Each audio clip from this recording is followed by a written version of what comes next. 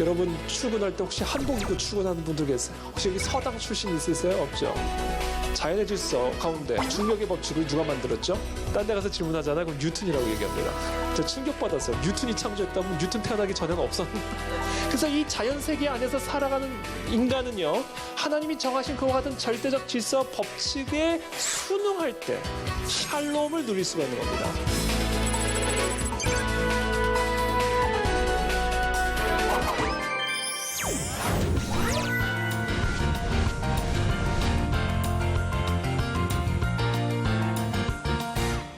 그래서 체계적이고 포괄적인 철학의 형태로 만들어가기 시작해요. 이 둘은요, 이성을 통해, 인간의 이성을 통해 진리를 발견할 수 있다고 믿었습니다. 진리. 인간의 이성을 통해. 이 사람, 근데 조금은 차이가 있었어요. 그 차이를 이 아테네 학당, 라파엘의 그림이죠. 이 아테네 학당에서 우리가 이 둘의 차이를 볼 수가 있는데, 이 사람이 바로 플라톤과 아리스토텔레스입니다. 이 그림을 확대해 보면요, 이렇게 됩니다. 이 사람이 플라톤이고 이 사람이 아리스토텔레스인데, 플라톤의 손이 지금 어디를 향하고 있죠? 하늘을 향하고 있죠. 아리스토텔레스의 손은 어디를 향하고 있죠? 땅을 향하고 있습니다. 이게 차이예요. 플라톤은요, 이성으로 초월적인 세계 안에 있는 진리를 발견할 수가 있다고 믿었어요. 그러니까 플라톤은 진리가 이 세상 안에 있지 않고, 이 물리적인 피조 세계 안에 있지 않고, 이 피조 세계를 초월해 있는 초자연적인 세계 안에 보편적인 절대적인 질서와 진리가 있다고 믿었습니다. 그리고 그와 같은 보편적인 질서와 법칙을 인간의 이성으로 발견할 수 있다고 믿었던 거예요. 반면에 아리스토텔레스는 아니다. 이 땅 안에 진리가 있다는 거예요. 그래서 이 땅을, 이 세계를, 이 물리적인 세계를 인간의 이성으로 잘 관찰을 하면 이 세상을 다스리고 있는 절대적인 질서와 법칙을 발견할 수 있다고 믿었습니다. 그러니까 여러분, 둘 다 똑같이 이성을 통해 진리를 발견할 수 있다, 이성을 통해 보편적인 질서와 법칙을 발견해낼 수 있다고 믿었는데, 그 진리가 있는 장소에는 차이가 있었던 거예요. 플라톤은 초월적인 세상 안에 있었고, 아리스토텔레스는 이 현세적 세상 안에 그 진리가 있었다고 믿었던 겁니다. 그래서 이것을 우리가 보통 서구 세계관의 뿌리라고 얘기할 수 있는 그리스 로마의 인본주의, 고전적 인본주의라고도 얘기합니다. 이것이 고전 시대에 탄생하게 된 인본주의의 뿌리입니다. 그래서 지금 제가 설명한 것을 제가 간략하게 정리를 하고 넘어갈게요. 그 당시 고대 그리스의 신화적 세계관에서 탈레스, 아낙스멘드로스, 아낙스메네스와 같은 철학자들을 통해 합리주의, 그러니까 인간의 이성을 통해 진리를 발견하고자 하는 노력으로 변화가 일어나죠. 기원전 6세기경에 일어난 일들입니다. 그러다가 체계적이고 포괄적인 철학으로 그것을 세워나가기 시작하는데, 그 대표적인 인물이 바로 플라톤과 아리스토텔레스다. 이 둘 다 똑같이 이성을 통해 진리를 발견한다고 믿었는데, 플라톤은 그 진리가 어디에 있다고 믿었다? 초월적인 세계 안에 있다고 믿었고, 아리스토텔레스는 어디에 있다고 믿었다? 이 물리적 현세 세계 안에 있다고 믿었다. 이거를 이해하는 게 상당히 중요합니다, 여러분. 그리고 나서 이제 로마 문명이 등장을 하기 시작합니다. 기원전 146년에 그리스가 로마의 통치를 받게 되면서 로마의 사상과 문화가 대부분 이와 같은 그리스의 철학과 문화들을 그대로 흡수하게 되죠. 그래서 헬레니즘 문화가 탄생하기 시작하게 되는 겁니다.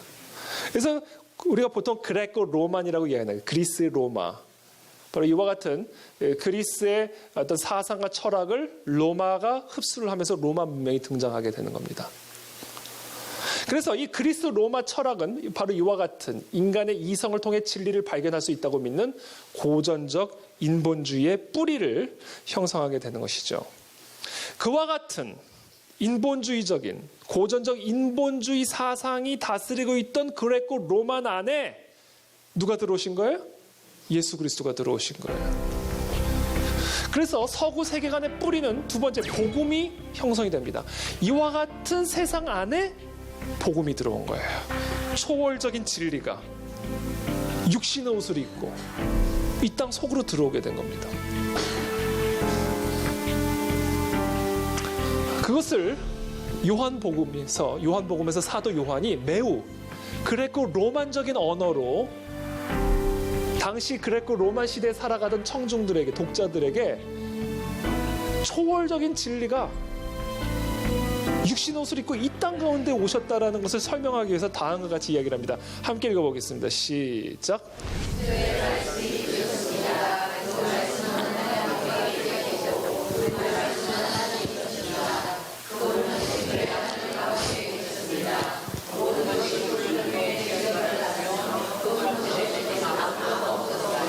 태초에 말씀에 계셨다. 초자연적인 세계에 피조 세계가 생기기도 전에 절대적 진리가 있었다라는 거죠.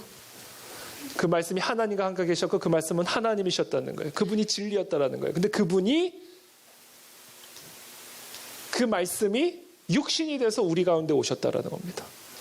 우리는 그분의 영광을 보았고 그것을 은혜와 진리가 충만한 아버지의 독생자의 영광이었습니다. 그래서 사도 요한이 이 말씀, 예수 그리스도를 의미하죠.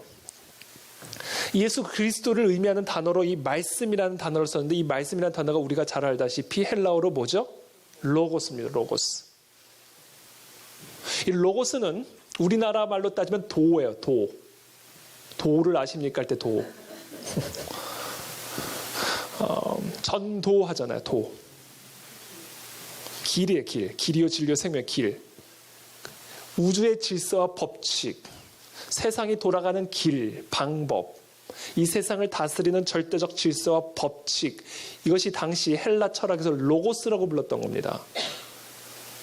절대적 진리죠. 그 절대적 진리가 초자연적인 세계에 있던 그 절대적 진리가 육신의 옷을 입고 이 땅에 오셨다. 이것은 당시 헬라 철학에 익숙했던 사람들은요 그대로 이해가 가능한 이야기들입니다. 왜냐하면 그 당시 그레코 로마 철학에 따르면 특별히 플라톤의 영향을 받은 그레코 로마 사람들에 따르면 절대적 진리가 있는데 그 절대적 진리, 우주적 질서와 보편적인 법칙이 초자연적인 세계에 있고 그것을 인간의 이성을 통해 발견할 수 있다고 믿었는데 그게 아니라 오셨어요. 오신 거예요. 이 세상 속으로. 그래서 사도 요한은 의도적으로 예수 그리스도를 소개하면서 당시 그토록 헬라 사람들이 찾고 간구하던 로고스란 단어를 사용합니다. 그분이 오셨다는 거죠. 이 철학을 제가 얘기하고자 했던 건 이거네요. 이거는 이제 그 헤라클레스입니다. 헤라클레스. 지금 술에 취해서 노상 방류하고 있는 모습입니다. 이게 당시 그레코 로마의 그 어떤 그 세계관을 보여주는 거. 신이잖아요. 신, 수호신. 절대적인 질서와 법칙이 없던 그 당시 그레코 로마 시대의 수호신은 어떤 사람이 술에 취해서 노상 방류하는 신이었어요. 어느 사회든요, 그 사회를 유지시켜주고 지켜주는 사상이 건강해야 됩니다. 그렇지 않으면 그 사회가 경험하게 되는 여러 정치적 긴장, 경제적 긴장, 여러 사회적 긴장을 버텨낼 수가 없어요. 그런데 당시 그레코 로마, 특별히 로마 제국의 사상과 철학은 이 수호신을 통해서도 보여주듯이 술에 취해 노상방류하는 신이었어요. 이 로마 시대가 경험하게 된 여러 정치적 긴장, 경제적, 문화적 긴장을 버텨내지 못하고 결국은 붕괴되고 마는 거예요. 근데 이 그리스도의 복음은 뭐냐면요. 하나님의 절대적 진리가 있습니다. 그래서 여러분, 이거는 지금 폴 로버트라는 이분, 이 그림은 사실 스위스 대법관에 걸려있는 그림이에요. 대법원에. 스위스의 대법원 판사들이 판결을 내리러 갈 때마다 항상 벽에 걸려있는 이 그림을 보고 지나갔습니다. 이 그림은 무엇을 보여주고 있냐면 판사들이고요. 이 사람들은 지금 변호사이고 소송인들입니다. 판사들이 이들의 소송을 판결하기 위해서 지금 뭐를 보고 있어요? 자신의 이성을 따르고 있어요? 아니에요. 지금 누구를 쳐다보고 있죠? 이 사람을 보고 있습니다. 이 여신을 보고 있어요. 근데 이 여신은 칼로 어디를 가리치고 있는지 아세요? 한 책을 가리키고 있습니다. 이 책이 뭘까요? 성경입니다. 성경. 절대적 초월적 질서와 기준의 토대를 두고 있음을 보여주고 있는 거죠. 그러니까 이 그레코 로마 시대 안에 이와 같은 그리스도의 복음이 들어오면서 이 절대적 진리를 가지고 있는 그리스도인들이 로마 황제 앞에 절을 하기를 거부하기 시작하고 오히려 그 로마 제국을 비판할 수 있고 판단할 수 있는 절대적 기준을 갖고 있는 거예요. 칼에 목이 들어와도. 그렇기 때문에 이 그레코 로마 시대의 로마 제국과 이 정치 당국들은요, 교회를 가만히 내버려 둘 수가 없는 겁니다. 여기서부터 전쟁이 시작이 되는 거예요. 우리가 사도행전에서 보듯이. 근데 결국 누가 이겨요? 우리가 잘 알다시피 로마가 무너집니다. 로마가 무너지는 게 아니라 313년에 기독교가 로마 제국의 공식 종교로 공인이 되잖아요. 바로 이와 같은 전쟁들이 이 고대 그리스 로마 문명 안에 복음이 들어오면서 시작이 되었고, 그것이 결국 복음의 승리로 이어져 가는 것을 우리가 볼 수가 있죠. 자, 그래서 중세 시대에는 어떤 일들이 일어나냐면요, 사실 로마 제국의 규모나 이 군사력은 정말 대단했거든요. 팍스 로마나라고도 얘기하잖아요. 근데 이 로마가 결국 몰락했던 것은 어떤 외적인 힘 때문이 아니라 내적인 견고한 기반이 약했기 때문에, 그래서 아까 헤라클레스 사진을 그래서 상징적으로 보여드린 겁니다. 그런 차원에서 이걸 저희 나라와 민족에 이제 적용을 한다고 한다면, 저희 민족이 지금 당면한 여러 국가적인 어떤 그런 도전이라고 한다면 결국은 통일이잖아요. 통일. 이 통일이라는 과정을 가기 위해서는 어마어마한 경제적 긴장, 군사적 긴장, 정치적 긴장을 극복해야만 합니다. 국가적으로.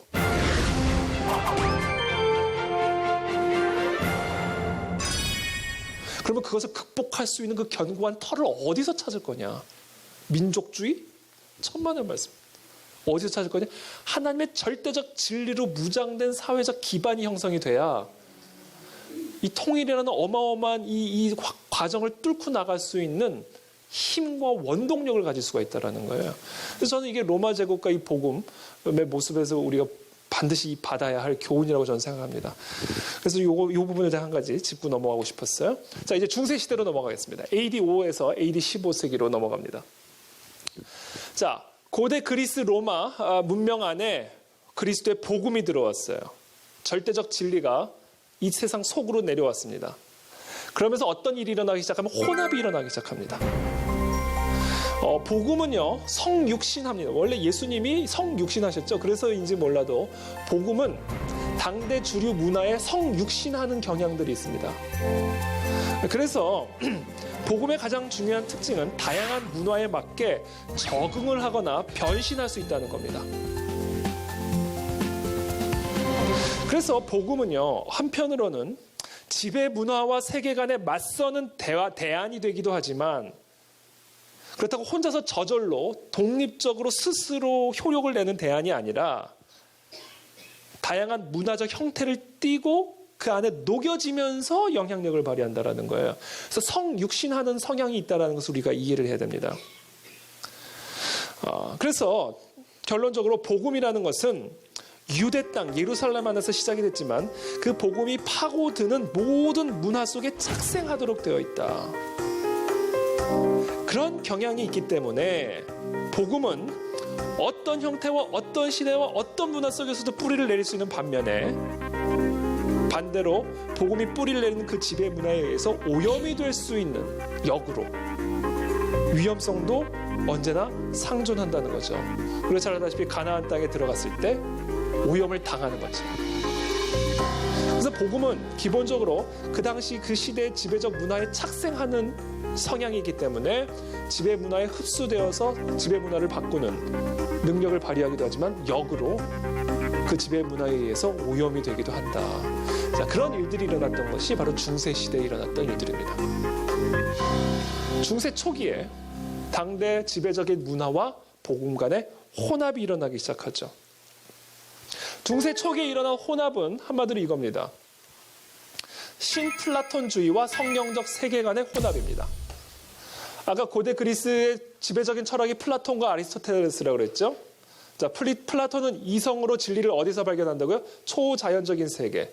그래서 플라톤은 쉽게 말하면 항상 초자연적인 세계만 본 거예요. 초자연적인 세계만 연구한 겁니다. 언제나 하늘을 향했습니다. 자, 그와 같은 사상 안에 복음이 혼합이 된 겁니다. 그 일을 해낸 학자가 누군지 아세요? 성 어거스틴입니다. 리액션 정말 좋습니다. 성 어거스틴이에요. 성 어거스틴은요, 잘 알다시피 신플라톤주의 철학자였던 사람. 신플라톤주의라는 게 뭐냐면요, 플라톤 철학을 종교화한 거예요. 그래서 이 신플라톤주의는 어떤 거냐면 이겁니다. 아주 중요한 특징이 있는데 이겁니다. 세상은 영적인 세계와 물질 세계로 구성이 되어 있다. 이원론이에요. 이게 플라톤 철학의 세계관입니다. 세상은 영적인 세계와 물질 세계, 초자연적인 세계와 현세 세계로 구성이 되어 있고요. 두 번째, 인간은 이성적인 영혼과 물질적인 육체로 구성이 되어 있다. 그러니까 세상이 영적 세계, 물질 세계로 구성된 것처럼 인간도 이성적인 영혼과 물질적인 육체로 구성이 되어 있다. 자, 영혼을 이성적 영혼으로 표현하는 거 주목하세요. 그러니까 이성적 영혼이 더 중요하겠어요? 물질적 육체가 더 중요하겠어요? 플라톤 철학에 따르면. 그렇죠. 플라톤은 이성으로 초자연적인 세계에서 진리를 찾고자 했던 사람이니까. 그래서 육체의 삶은 영적인 삶보다 열등하다고 봤어요. 감사합니다. 이와 같은 이원론에 따라 플라톤 철학, 신플라톤주의에 따르면 우리의 육체의 삶은 이성적 영혼의 삶보다는 열등한 삶이라고 봤습니다. 이게 신플라톤주의 철학의 핵심이었어요. 그렇기 때문에 인간의 삶은 언제나 이 육체의 삶보다는 영적인 삶을 지향해야 된다라고 주장을 했습니다. 이것이 중세 초기의 신플라톤 철학이었어요. 이와 같은 철학과 복음이 혼합이 된 겁니다. 그 결과 어떤 복음의 형태, 어떤 교회 문화가 생겨나기 시작했냐면 언제나 하나님의 영의 세계만 바라봐야 돼요. 물질적 삶은 중요하지 않아. 육체적 삶은 중요하지 않아. 가치가 열등한 삶입니다. 쉽게 말하면 항상 예배하고 항상 기도만 하고 항상 교회만 와야 돼요. 직장에 가는 건 열등한 삶이에요. 변호사가 되는 건 열등한 삶이에요. 성직자가 돼야 돼요. 이원론입니다. 성 속의 구분이 일어나는 겁니다. 성 속의 구분. 영적인 일들은 성스러운 일이고 물질적인 일, 육체적인 일들은 속된, 아주 세속된 일들이다. 이 신플라톤주의와 성경적 세계관이 합치면서 이와 같은 형태의 기독교. 그래서 인간, 이 물질 세계에서 살아가는 인간은 언제나 영의 세계만을 갈구하면서 금식하고 수도원에 들어가고 그렇게 살라는 겁니다. 그래서 수직지향, 내세지향. 이게 중세 초기의 기독교의 모습이었습니다. 신플라톤주의와 복음이 혼합이 되어서 이와 같은 형태의 기독교 문화가 형성이 되죠.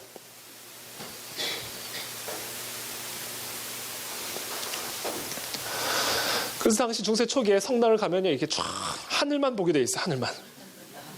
딱 들어가면 하늘이 보여요. 하늘만. 옆도 못 봐요. 옆도 좁아가지고 그냥 하늘만 보는. 이게 중세 초기의 기독교 문화였던 거죠. 그러다가 중세 후기에 또 다른 혼합이 일어나기 시작하는데 신플라톤적 기독교에다, 그러니까 중세 초기 혼합된 신플라톤적 기독교에다가 이번에는 아리스토텔레스가 혼합이 됩니다. 아리스토텔레스는 어디를 향한다고요? 땅을 향한다고요. 플라톤은 어디를 향한다고요? 위를 향한다고요. 이 두 차이가 차례대로 혼합이 되기 시작하는 거예요. 그래서 아리스토텔레스는 아까 말씀드린 것처럼 땅이에요. 그래서 하늘만 바라보던 이 기독교를 이제는 좀 땅도 바라보게끔 만드는 역할을 합니다. 그 역할을 했던 철학자가 누군지 아세요? 토마스 아퀴나스입니다. 좀 무섭게 나왔는데 좋은 분입니다. 이 토마스 아퀴나스는요, 이 신플라톤적 기독교 문화에다가 아리스토텔레스를 아주 흡수를 하려고 되게 노력을 했어요. 그래서 많은 저항을 받았습니다. 그 당시는 아리스토텔레스에 대해서 연구도 못하게 했어요. 왜? 세속적인 거라고 봤거든요. 성스러운 교회 문화를 해친다고 봤어요. 아리스토텔레스 철학은. 왜? 하늘만 봐야 되는데 자꾸 땅을 보게 하니까. 그러나 토마스 아퀴나스는 하나님이 창조하신 이 자연세계는 참 보시기에 좋았다라 분명히 말씀하셨기 때문에 이 땅에서 살아가는 인간이 하늘만 볼 것이 아니라 이 물질 세계를 영위하고 이 물질 세계를 제대로 바라봐야 된다. 중요한 것이다. 이렇게 생각을 했습니다. 그래서 토마스 아퀴나스가 이 플라톤 철학과 기독교 문화, 그러니까 신플라톤적 기독교 문화에다가 아리스토텔레스를 종합해서 하나의 거대한 기독교 사상 체계를 이룩하게 되죠. 근데 여기서 여러분 중요한 게 있어요. 토마스 아퀴나스의 인간관에 아주 중요한 오류가 하나 있었습니다. 이게 나중에 심각한 문제를 야기도 시키는데요. 그건 뭐냐면요. 토마스 아퀴나스의 이 사상의 가장 핵심적인 문제는 바로 인간관이었는데, 이 토마스 아퀴나스에 따르면 인간 전체가 타락한 것이 아니라 부분만 타락했다고 봤습니다. 그의 견해에 따르면 인간의 의지는 타락했지만 인간의 이성은 타락하지 않았다, 이렇게 봤어요. 인간의 이성은. 그러니까 이거는 되게 당시 플라톤, 아리스토텔레스 철학에 그대로 반영이 된 거죠. 인간의 이성이 진리를 발견할 수 있는 통로다라는 거. 그래서 그와 같은 철학의 영향을 받아서였는지는 몰라도 이 토마스 아퀴나스의 인간관은 total depravity가 아니라, 완전한 타락이 아니라 partial depravity, 의지만 타락했고 인간의 이성과 지성은 온전했다. 그와 같은 인간관 때문에 인간의 이성으로 할 수 있는 악에 대해서 방치하는 결과를 초래하게 됩니다. 인간의 이성이 갖고 있는 오류와 한계를 방치하는 결과를 초래하게 돼요. 왜? 인간의 이성만큼은 타락하지 않았다고 봤기 때문에 그래요. 그래서 인간의 이성이 행하는 모든 일들에게 면죄부를 주는 결과, 절대적 권위를 부여하는 결과를 초래하게 되는 거죠. 인간의 이성도 타락을 했거든요, 사실은. 이게 토마스 아퀴나스의 철학의 아주 핵심적인 문제였습니다.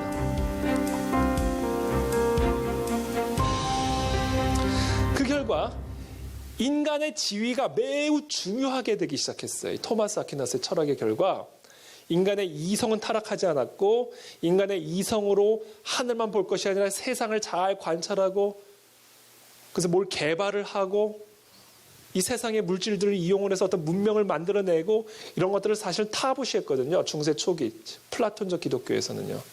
하늘만 봐야지 왜 물건을 만들고, 하늘만 봐야지 왜 육체의 삶을 살고. 근데 아리스토텔레스를 흡수하면서 중세 후기에는 인간이 도구도 만들고 문화도 만들고 예술도 하고 표현도 하고 막 이렇게 되니까 인간의 지위가 상당히 높아지기 시작한 겁니다. 그 결과 중세 후기에 어떤 결과가 나타나게 되냐면 다음과 같은 결과가 나타납니다. 함께 읽어보겠습니다. 시작.